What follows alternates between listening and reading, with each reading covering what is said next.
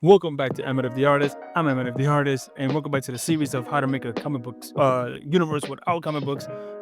Listen, I know it's been a long time since I've had a post or a video with processes. Right? It's just life is hard. Things happen right now. There's things in my personal life that are going on, and financially. So I'm more right for so to speak, but it just takes time, right?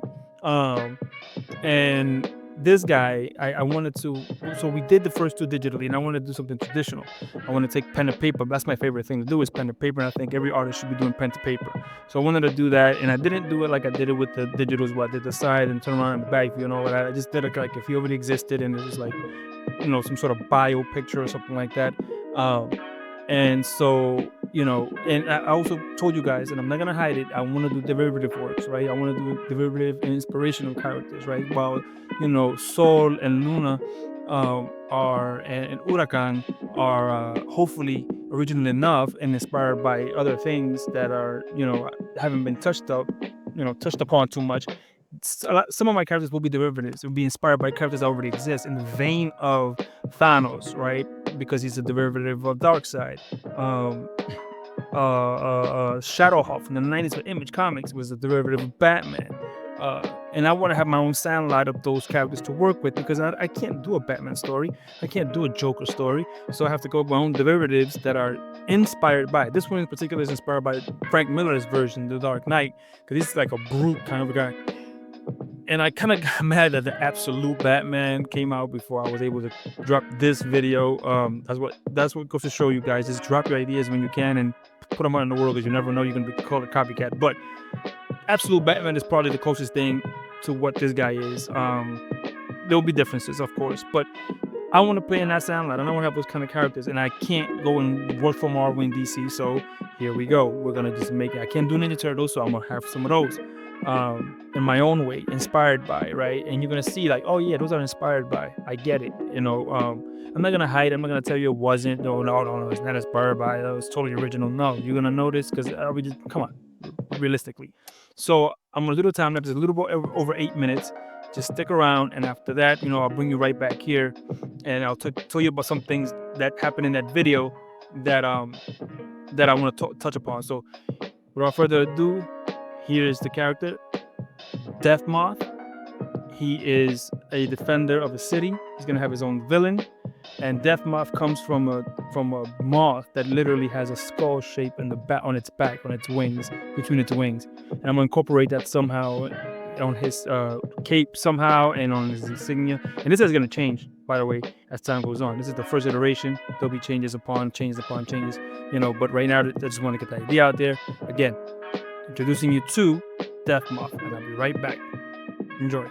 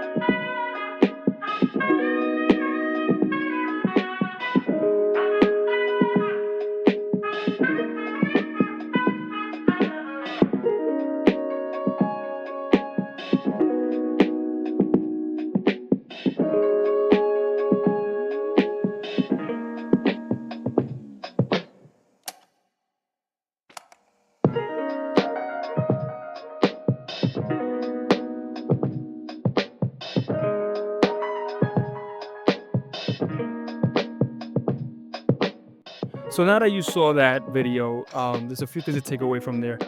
Daniel Warren Johnson and one of the Streets for Proco once said, and this I always felt this way. You could take a drawing and just do too much and kill it.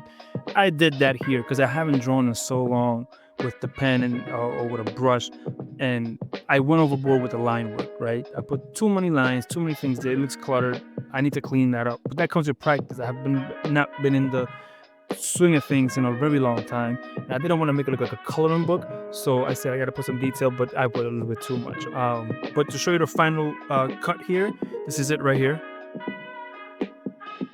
So as you can see, here's where I made the mistake in the video. Oh, don't mind this thing. It's gonna be in the shot, guys. I can't. Whatever. Um, it is what it is. I can't fix that. Um, See, I put too much. There's a lot going on there.